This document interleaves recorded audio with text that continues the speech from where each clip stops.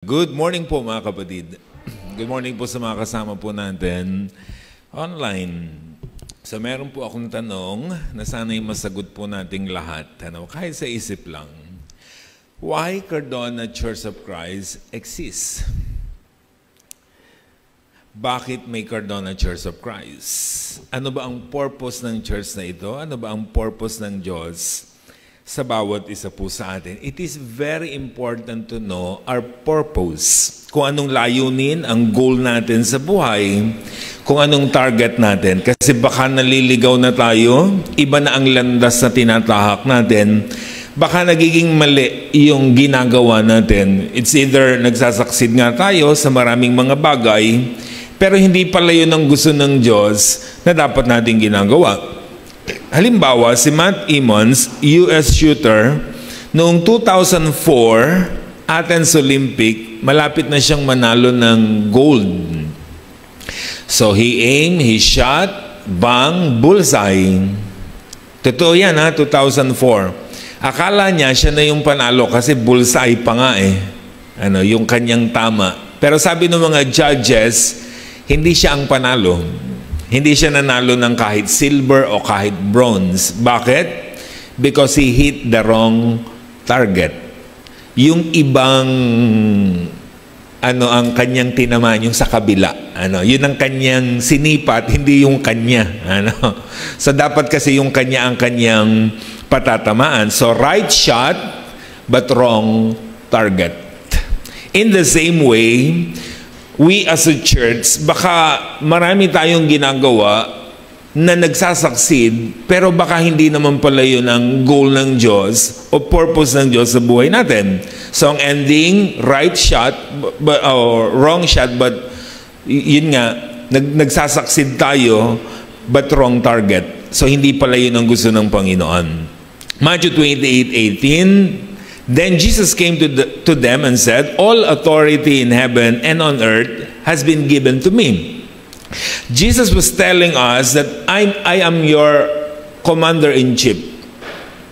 Because all authority in heaven and all authority on earth was given to me. So therefore, ang ibig niyan sabihin, obey me, follow me. So kung anong instruction ko, yun ang dapat nyong gawin. So anong instruction ng Panginoon? 19 and 20. Therefore, go and make disciples of all nations, baptizing them in the name of the Father and of the Son and of the Holy Spirit, and teaching them to obey everything I have commanded you. And surely, I am with you always to the very end of the age. Hindi sinabing go and build chapel building. Hindi sinabing go and attend this and attend that. Hindi sinabing do this and do that. Ang sabi niya malinaw, to make disciples. So it is very clear that the main purpose of the church, of Cardona Church of Christ, is to make disciples. To help people to become follower of Jesus. Yan ang pinakalayunin dapat naiintindihan natin sa buhay. The main verb in this context, Matthew 28:19 and 20, is not go, is not baptizing, it is not teaching, but to make disciples. Yan ang main verb dyan. We go to make disciples, we baptize to make disciples, we teach to make disciples. So kaya natin ginagawa lahat ng bagay na yan para ang lahat ng tao sa paligid natin nagiging follower ng ating pong Panginoon. So Cardona Church of Christ exists to make disciples. So our missions, our goal, our purpose as a church ay para gawing mga follower ng Panginoon ang lahat ng tao sa paligid natin. So paano natin gagawin yun? How can we help Cardona Church of Christ to make disciples? Dalawang bagay lang yan. Number one, follow Jesus. Dapat sumusunod tayo sa Kanya. Diba natin? So number one, we need to follow Jesus. Number two, we need to imitate Jesus. So yan dalawang bagay na yan. Para makatulong tayo as a member of Cardona Church of Christ in making disciples, yung dalawang bagay na yan ang dapat natin ginagawa. We follow Jesus because all authority in heaven and all authority on earth was given to Him. So therefore, we must follow Him. And we must imitate Him. Kailangan kamukha tayo ng Panginoon. It is very important to follow and imitate Jesus because people look at us every day. By looking at us, either maging follower din sila ni Jesus or itakwil nila ang pagtanggap sa ating pong Panginoong Jesus. Malaki ang impluensya natin kung ang tao maniniwala sa Diyos o hindi. Diba? Like for example, si Mahatma Gandhi. Kilala niyo ba yan? He led the peaceful revolution against the British Empire nung kanyang panahon. He was impressed with Jesus. He read the Bible cover to cover. Diba? So he decided to attend a Christian church during their worship. Ang problem, pagpasok niya doon sa Christian worship, sabi nung leader doon, pagpasok niya, we don't have room for black people here.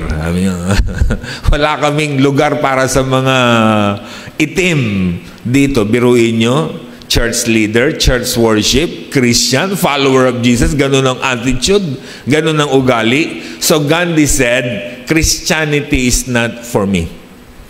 So, kaya hindi siya naging Christian. Ano po? Imagine nyo kung si Gandhi, si Mahatma Gandhi naging Christian. So, naging possible siguro na ang India ay Christian country din. Diba? Ganun ang ibig natin ipaunawa. Sabi ng The Knights Templar and Protestant Reformation sa isang aklat, sabi ni Stanley Jones, a missionary met Mahatma Gandhi and he asked him. So, tinanong siya ni Stanley Jones ng ganito, Mr. Gandhi, sabi niya, though you quote the word of God, of Christ often, why you reject of becoming His follower? Yan ang tanong sa kanya. Sabi ni Gandhi, Gandhi replied, oh, I don't reject Christ. I love Christ. It's just that so many of you Christians are so unlike Christ. No? Napakasakit nun. Ano? Sabi niya, hindi ko naman tinatakwil si Jesus. Sabi niya, gustong-gusto ko nga siya. Ang problema, sabi niya, kayong mga Kristiyano, hindi kamukha ni Kristo nyo. Ano?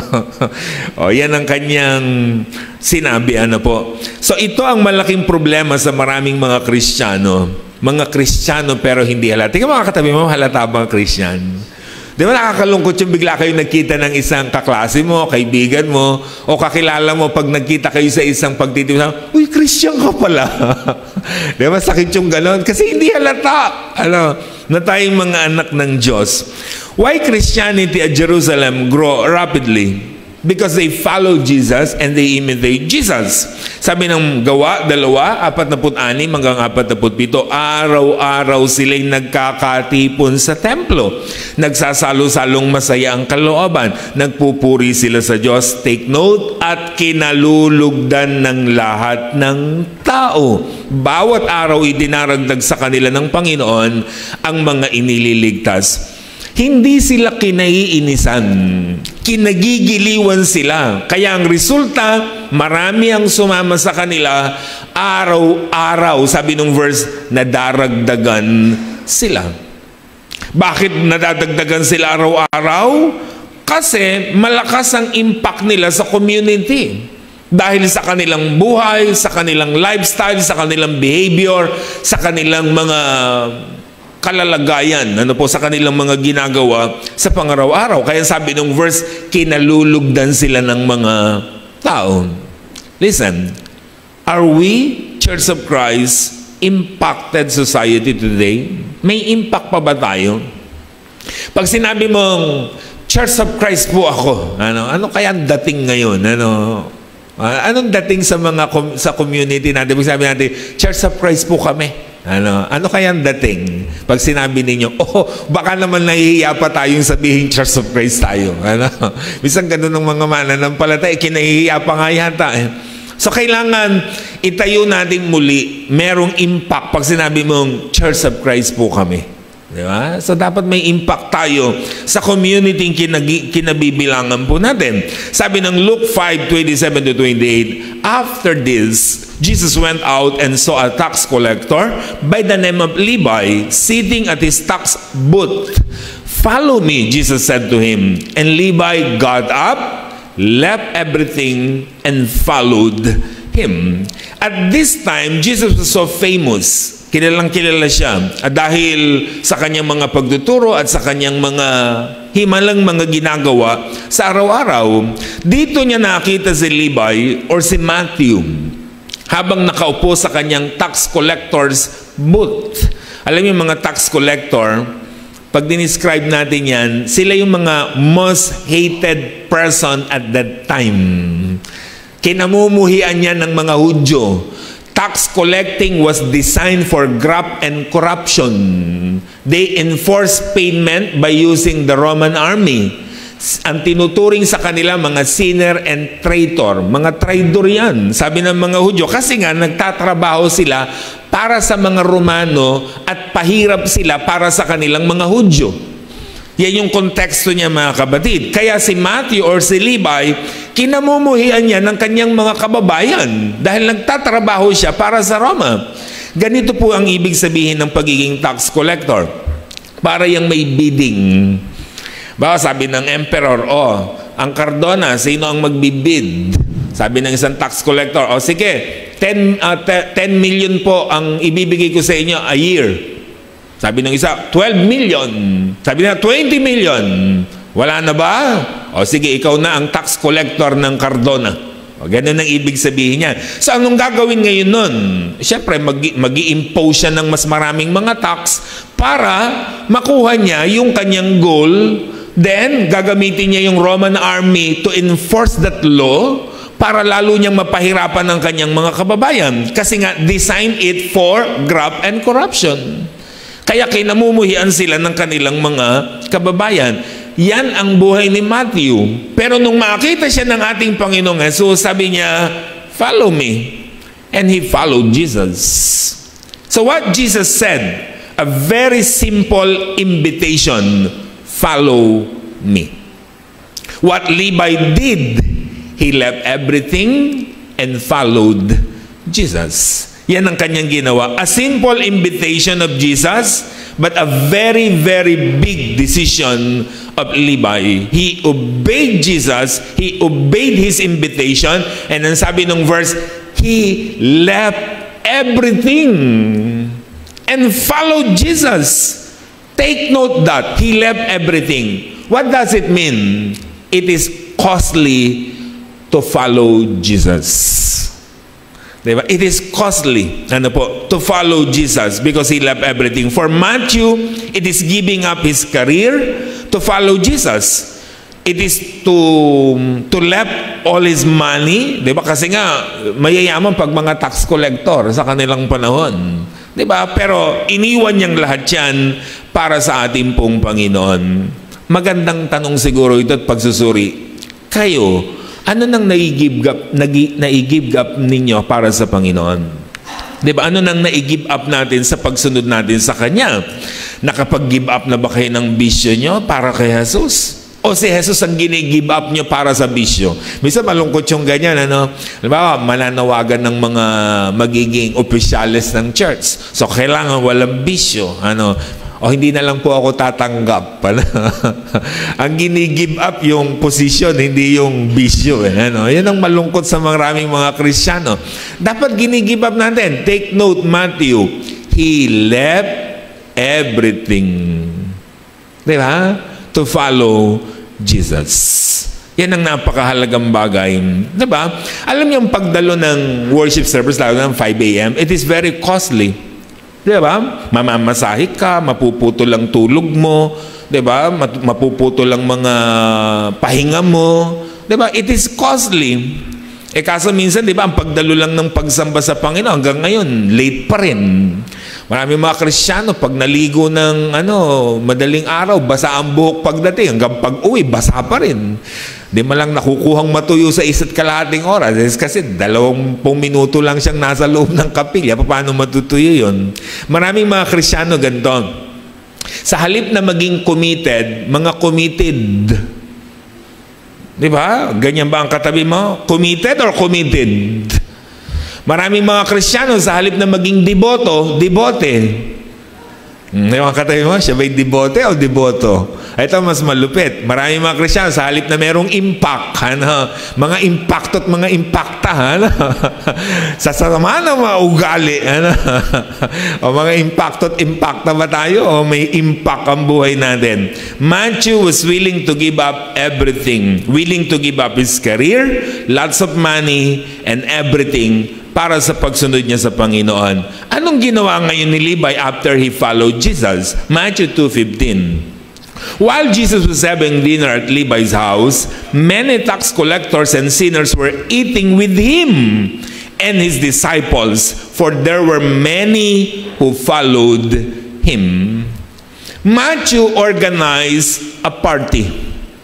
A Bible study party or a prayer meeting party. He invited all his friends, all tax collectors. In-invite niyang lahat yan.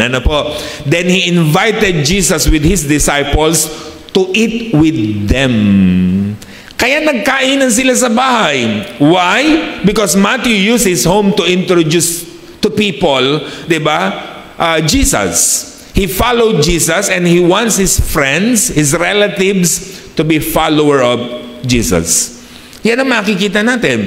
So, naniwala siya kay Jesus, sumunod siya kay Jesus. Anong sumunod na ginawa niya? Nag-organize siya ng party sa bahay niya, in-invite niya lahat ng mga kaibigan niya, lahat ng mga ka-office mate niya, lahat ng mga tax collector. Yan ang kanyang ginawa. Why? Ano sa tingin niya ang purpose? Bakit pinagtagpo niya ang kanyang mga kaibigan at si Jesus? To introduce Jesus to his friends. Yun lang naman ang kahulugan yan. Nagkainan sila. Alam naman ninyo sa mga Hudyo, ang kainan, hindi yan basta kainan lang para lamnan ng sikmura. Ang kainan is a very important matter sa kanilang buhay. Bonding kasi yun. Yan yung time to talk. Yan yung time para magkahulugan ng loob. Kasi totoo naman, yung araw-araw mong kasamang kumakain, lalo kayo nagkakahulugan ng loob. Lagi kayong lumalabas, pumupunta kung saan-saan, nagmi-milk tea o whatever, lalo kayong nahuhulog ang loob sa isa't isa. Kaya napakahalaga niyan na maintindihan natin, lalo na in this context. So why they went to the party organized by Matthew? Bakit sila nagpuntahan? Bakit sila nagpunta riyan? Siyempre, unang-una, kainan yun. Alam naman ninyo, ang tao pagkainan, talaga namang hindi ka magdadalawang salita to invite them. Diba? Talagang in-invite niya sa isang kainan. At syempre, higit sa lahat, nakita nila ang pagbabago sa buhay ni Matthew.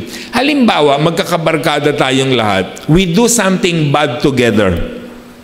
Diba? Nagiinuman tayo, naglalasing, nagsisigaril, nagsusugal, o whatever na ginagawa nating mga masasama. And suddenly, you see me na hindi ko na ginagawa yun. I stop vices, then, yayayain niyo ako, sabi niya, friend, tara, lakad na. Di na. Ganun na lang sa kung, anong sasabihin niyo? Sabi ko, niyayain niyo ako, tara na, lakad na tayo. Ano sasabihin niyo? Friend, nagbago ka na. Tama? Diba? Anong nangyari sa'yo? Nagbago ka na. Wow, pare. Diba? Ganun yan. Nagbago ka na. Anong sasabihin ko? Mga pare, mga brad, if you want to know what happened to me, punta kayo sa bahay. Magkainan tayo ron. Diba? Yun ang mas probably na ginawa ni Matthew. Sabi sa mga friend niya, ba't di ka na naniningil ng tax? Di ba? Ba't wala ka na sa booth mo? Ba't hindi ka na naniningil? Ano nangyari sa'yo? Sabi siguro ng kanya mga kaibigan. Or kung naniningil siya, hindi na siya nagpapayama, sabi, ba't hindi ka na naniningil ng labis? Bakit sakto na lang ang sinisingil mo? Anong nangyari sa'yo? Sabi ni Matthew siguro, gusto niyong malaman? Takay sa bahay. Maghahanda ako ng kainan. So, sinet up niya ang bagay na ito, naghanda siya ng kainan, at in-invite din niya si Jesus at ang kanyang mga disciples. So, anong reason? Anong purpose? To introduce his friends with Jesus. Napakagaling ni Matthew, mga kapatid. Diba? Nagawa na ba ninyo yan? Mag-imbita sa bahay niyo para mag-Bible study? Gandang hamon, ano? Kaya nyo ba, kaya nyo bang mag-invite sa bahay nyo to study God's Word? Kaya nyo bang imbitahan ng mga kaibigan nyo, kamag-anak nyo sa bahay nyo to study God's Word? Kaya nyo bang maghanda sa bahay nyo para imbitahan ang inyong mga kaibigan to study God's Word? Diba, mga kaklase nyo, invite nyo sa bahay, magre-ready ka ng mga pika-pika lang, tapos invite nyo ang Brother Francis, tayo ay mag-Bible study. Ganda siguro ng mga kapatid, ano? What is preventing us to invite people to study God's Word? Ano nagpiprevent sa atin? Ba't hindi tayo mag-imbita at dalhin sila sa bahay natin to study the Word of God? Kilala nila tayo. Diba? Wala namang chance na nakikita sa atin, baka nga magtaka pa sila. Pag ini-invite mo para study the Bible, ano mo, baka sabi, baka ganun pa mga kaibigan natin, ha? Kasi wala namang nakikitang pagbabago sa buhay natin. So reach out people, learn from Matthew, invite all your friends, invite all your relatives, and conduct Bible study at your own house. Magandang bagay ang mga kapatid. Tingnan niyo mga kapatid, ha? Jesus reached out Matthew. Tama? Matthew reached out his friends. How about us? This is the big challenge. Organize a Bible study at your house. Magandang challenge siya mga kapatid. Invite your kapitbahay, invite all your friends. Diba? Mag-invite kayo mga kapatid, i-set up nyo yan. Diba? Mag-ready lang kayo ng konting pagkain. Then sabihin nyo kay Brother Francis, may schedule na po sa bahay namin. Gantong araw, gantong oras. Napakaganda niya mga kapatid. Sana marami na tayong mga schedule na Bible study this month. Diba? This is a challenge mga kapatid, ha? Hindi ito basta pakikinig ng mensahe. It is a challenge sa bawat isa sa atin to organize a home Bible study doon sa mismong bahay po natin. Try natin. Ginawa ni Matthew, kaya din natin gawin. Luke 19:10, for the Son of Man came to seek and save what was lost. One of many reasons why we reach out people is because they are lost. Naliligaw sila, nawawala sila. Many people are lost. At kapag hindi sila natagpuan, alam natin ang pwedeng mangyari. Ang mga taong hindi mailalapit kay Jesus, alam natin ang possible na mangyari sa kanila. Yan ang sabi ng Bible. Diba? Sabi ng Panginoong Jesus kay Nicodemo sa John chapter 3, verse 5 and verse 7, sabi niya, unless a man is born again, he cannot see the kingdom of God. Sa Tagalog, ang sabi niya roon, maliban na ipanganak ang tao sa tubig at espiritu, hindi siya papasok sa kaharian ng langit. Kaya napakahalagang bagay ng pag-aaral ng Bible to share the Word of God to them. Diba? Dahil lahat ng naliligaw ng landas, mapapahamak. So kung wala tayong gagawin para sa mga lost people, para na rin nating sinabi sa kanilang, go to hell. Yan lang naman ang dialogue nun. Hindi mo sinabi, hindi mo ginawa, hindi mo ipinakita, pero dun sa action natin, na wala kang pakialam sa kanila, ang ibig lang nang sabihin nun, go to hell. Diba? So para sa mga nasa bahay ninyo na hindi nyo dinadala kay Jesus, sasabihin nyo na lang sa kanila, hindi nyo sinasabing literal, pero parang sinabi nyo na rin, go to hell. Go to hell asawa ko. Go to hell anak ko. Go to hell mga magulang ko. Go to hell mga biyanang ko, mga manugang ko. Go to hell kayong lahat mga kapitbahay ko. Yan lang naman ang ibig sabihin nun. Kasi wala tayong ginagawa to reach them. Because they were lost. Nawawala sila, hindi mo sila hinanap. Anong ibig sabihin? Go to hell. Yan ang ibig nating ipaunawa mga kapatid. So when we follow Jesus, what's next? So after nating sumunod sa Kanya, anong susunod? Of course, imitate Him. Gayahin natin. Siguro naman po lahat tayo may hinahanga ang tao. Pwedeng artista, atleta, singer, or whatever.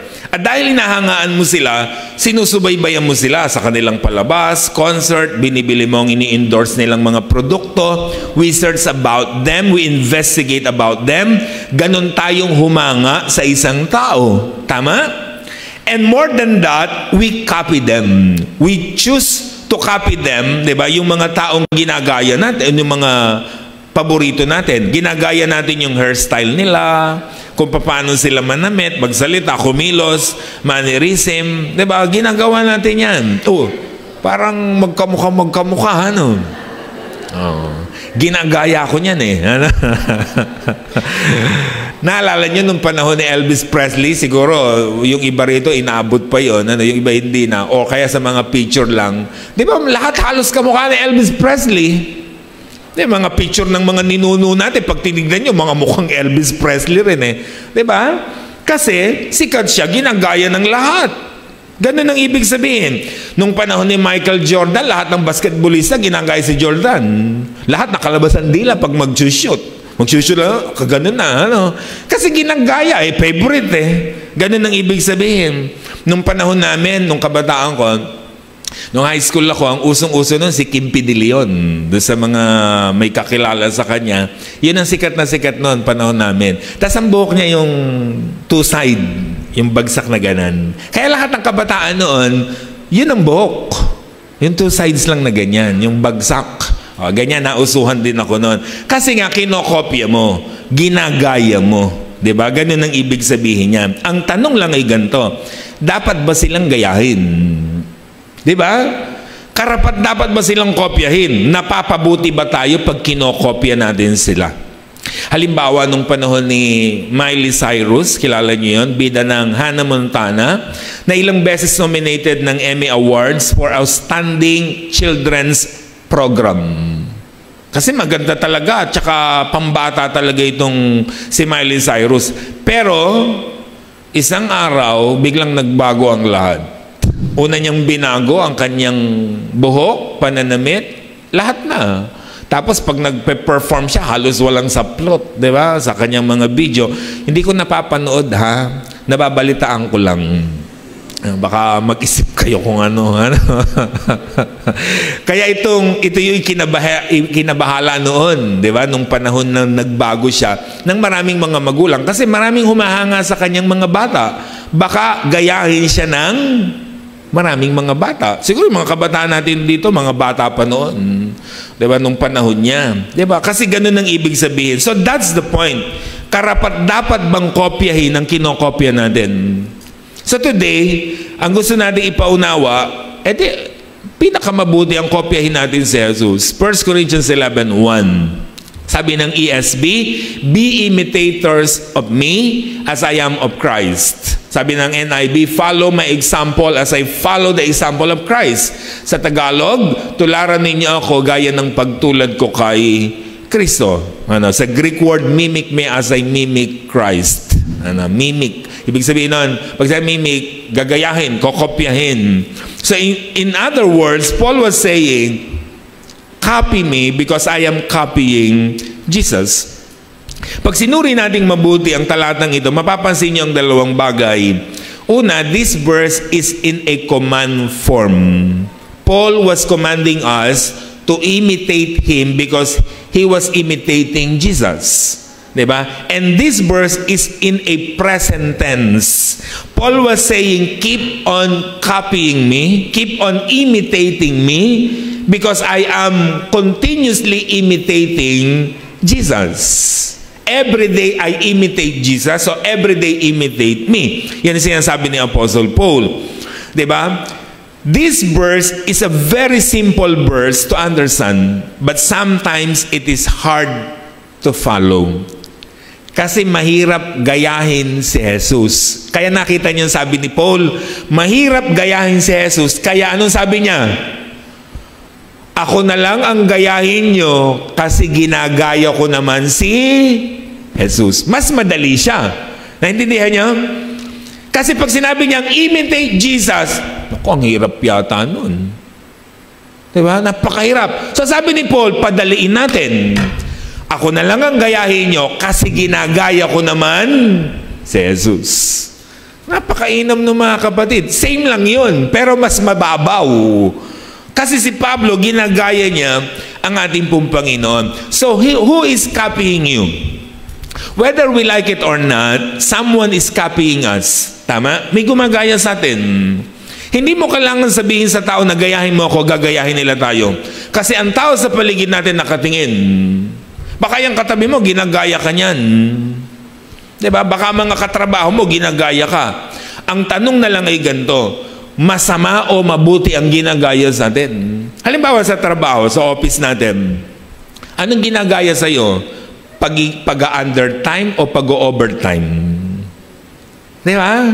Si nag-undertime na naman, tayo rin. So, anong ginagaya sa atin? Ano po? Ginagaya ba tayong magtamad o magsipag? Sumipsip o hindi?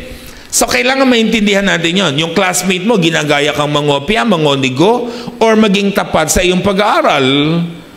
Diba? Yung anak natin, usually, ginagaya tayo niyan. Hindi mo kailangan sabihin sa anak mong gayahin ka niya. Gagayahin ka talaga niya. Kasi ang mga anak natin, talagang tayo ang kanilang gagayahin.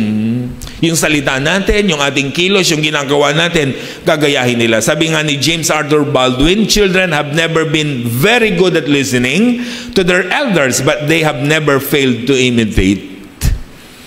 So, hindi sila magaling sa naririnig, pero hindi sila nagkakamali sa pag-imitate. Talaga namang lagi nilang ginagawa yan. What are they copying? Anong kinokopya nila sa atin? Diba? Halimbawa, late sa pagsamba. Alam mo, minsan yung pagiging late, kinokopya. Maraming gumagaya. Pag late ka, marami ding nagiging late. Kaya minsan sa church, papadamit, late. Hindi yung hindi yung mga maagap. Paparami ng paparami ang late. Bakit? Anong dialogue nila? Yung elder nga natin, late lagi. Ako pa kaya. Yung ating mga ganito, late. Ako pa kaya. So, ang ending, gagayahin nila. Diba? Maraming nakalista sa logbook. Lalo pag umaga. Kayo kasi, hindi masyadong Yung sa umaga, maraming nasa taas, pero marami rin ang nasa baba. At paparami ng paparami ang nasa baba. Bakit? Ginagaya. Minsan officers pa ang nasa baba, gagayahin ka talaga. Minsan ganyan ang malungkot. So, hindi lang ako makababa. Siyempre, nagsisermon ako. Pero kung akong bababa roon, kaya minsan dapat pinagsasabihin yung mga nasa baba. Umuwi na lang sila kung ayaw nila sa taas. Diba? Ano lang tayo? Tutuhanan lang mga kapatid. Kasi naman pumunta ka na, sa baba ka rin lang. Anong ginawa mo rito? Diba? Kailangan maintindihan natin. So, bakit dumadami ang nasa baba? Ginagaya Kasi gaya-gaya ang tao. Sila nga nasa baba O di sa baba na lang rin tayo. Sila nga late, late na rin tayo. Ganun ang ibig sabihin yan. Yung pag-uniform, lalo ng mga officers. Alam niyo ako, nausuhan din ako ng mga bata, ng mga kabataan natin. Di ba, nagra-rubber shoes ako, nagwa-white shoes. Ginaya ko yung mga kabataan. Gaya-gaya rin ako Pero napansin ko, pati diakono, pati elder, mga nakamaong na rin at mga rubber shoes. Sabi ko, ginagaya yata ako Ginagaya ba ako? Ginagaya raw. Diba? Kaya hindi na ako magra-rubber shoes yata. Pero ganun ang ibig sabihin. Gaya-gaya kasi tayo Si brother nga naka-rubber shoes, naka-white shoes kami na rin. Isang ganun. Gaya-gaya talaga tayo. Po? Ang tanong lang lagi natin, karapat-dapat ba yung ginagaya natin? Nakakabuti ba ang paggaya natin? Diba? So, nagiging mas mabuti ba tayo dahil dun sa ginagaya natin? Kaya magandang tanong panghuli, who are we copying? Sinong kinokopya natin? Tingnan mo ang katabi mo. May ginagaya ba siya? May kaloka-like ba? Tingnan mo, may kaloka-like. Pwede bang isali sa kaloka-like yan? Kasi nagiging kamukha natin yung kinokopya natin. May I suggest, ang kopyahin natin si Jesus. Dapat kapag tinignan tayo, ang nakikita nila si Jesus. Tignan mo ulit ang katabi mo. Kamukha ba ni Jesus? Si Judas po ang kamukha niya. Yun ang malungkot pag si Judas ang kamukha. Si Jesus dapat, tignan ito mga kapatid. Gawa 6:5. Tinitigan si Esteban ng lahat ng nakaupo sa Sanhedrin at nakita nila ang kanyang mukha'y parang mukha ng anghel. Tinitigan si Esteban at At nung titigan siya, mukha siyang anghel. Titigan niyo ulit ang inyong katabi. Baka namalikmata kayo. Ano? Mukhang anghel ba yan? Ano? Kamukha ba yan ng anghel? Kamukha ba yan ni Jesus? Diba? So, ganun ang kailangan natin maintindihan mga kapatid. Diba? Paul decided to copy Jesus. Diba? Yun ang kanyang desisyon. Kopyahin si Jesus. Kaya sabi niya, kopyahin niyo ako kasi kinokopya ko si Jesus. Kaya niyo bang sabihin yun sa mga tao sa paligid natin? Copy me as I copy Jesus. Diba? Sabi mo sa katabi mo, gayahin mo ako. Sige, sabi mo. Diba? Nanlaki ang mata niya. Nung sabi mo, ha? Gagayahin kita? Paano na ang buhay ko? Ano? Sabi siguro, ano? Ang hirap sumagot, ano? Pag ganun ang sasabihin, ayaw natin, nagayahin yung iba. Ano? Bakit? Bakit alanganin tayo? Because we don't copy Jesus. Hindi tayo kamukha ng Panginoon at hindi natin nakakamukha ang Panginoon. Pero kung kinokopya natin si Jesus, hindi mahirap na sabihin na copy me, gayahin niyo ko. Diba? Minsan ang problema sa atin, sasabihin natin, lalo sa mga anak, pakinggan mo sinasabi ko, huwag mong gayahin ang ginagawa ko. Minsan ganun ang dialogue. Mali yata yung may contradiction. Kung hindi tama ang mga ginagawa natin, we must change it. So challenge number 2, dito sa part 2 natin na ito, if something wrong in your lives, attitudes, behavior, and lifestyle, we must change it. Bakit ayaw natin mag-invite? Bakit ayaw mag-share ng gospel? Ba't ayaw mag-lead ng prayer and Bible study sa workplace, sa bahay? Kasi kilala nila tayo. We don't have moral authority para mag-invite, para mag-share, para yakagin sila sa church. Listen, actions are more powerful than words. Yung kilos, yung gawa, napaka makapangyarihan yan kesa sa salita. Si Alexander the Great, isang matapang na tao at mahusay at walang inuurungan na laban. Isang araw, meron siyang sundalo na natatakot. Sabi nung kanyang commander, sabi niya, "Sir, meron po tayo ritong soldier na matatakutin." Sabi ni Alexander the Great, "Anong pangalan niya? What is his name?" Sabi mo nung kanyang commander, "Alexander, sir." Aba, Alexander, kapangalan niya. "Papuntahin mo rito," sabi niya, pinatawag. Pagdating ng soldier na matatakutin, sabi niya, "Soldier, what is your name?" "Alexander, sir." Sabi niya, "Okay, soldier," sabi niya ganito, "It's either you change your name or change your behavior." Sabi ni Alexander the Great, baguhin mo ang pangalan mo o baguhin mo yung karakter mo. Hindi mo bagay ang pangalang Alexander. Diba? Ang ganda nung kwentong ito. Are you a Christian? Di kayo makasagot. Ano? Are you a Christian? Amen. Very good. Ano? Follower ba tayo ni Jesus? Amen. It's either of the two. Change your name or change your behavior. Change your identity or change your behavior. Alin ang pipiliin nyo? Baguhin ang pangalan nyo, huwag kayong patawag na Christian, o babaguhin natin ang behavior natin. Yun ang pinakamabuti na dapat natin gawin. So remind yourself about your mission, your goal. Our goal is to make disciples. How? Follow Jesus, imitate Jesus. Paano natin gagawin yon? Organize a Bible study at your own house. Change your lifestyle para able ka to invite. Because sometimes, the only Bible that people will be able to read is your lifestyle. Ang tao kasi tamad talaga magbasa ng Bible. Pero pag tinitignan tayo ng mga anak ng Diyos, para na rin silang nagbabasa ng Bible because we imitate Jesus. Let's pray. Lord, thank you po sa inyo pong mga hamon na muli po ay binigyan namin ng pansin sa araw po na ito. Upang kami ay hindi lang po matuto, kundi bagkus makita po namin ang halaga ng pagdadala ng kaluluwa sa inyo pong paanan. Tulungan niyo po kami na lagi po namin kayong masunod at patuloy po naming makopya ang aming pong Panginoong Jesus. Upang sa gayon, mas nagiging madali ang aming pong pagdadala ng kaluluwa sa inyo pong paanan. I-bless po ninyo ang Cardona Church of Christ, and we pray, lahat po ng programa namin, lahat po ng gagawin po namin, lahat po ng aming pong mga desisyon, lahat po ng aming pinagmimitingan, lahat po ng aming pong mga projects, lahat po ng mga activities po namin, isa po ang goal po namin, to make disciples. In Jesus' name, Amen. Magsitayo po tayong lahat, mga kapatid.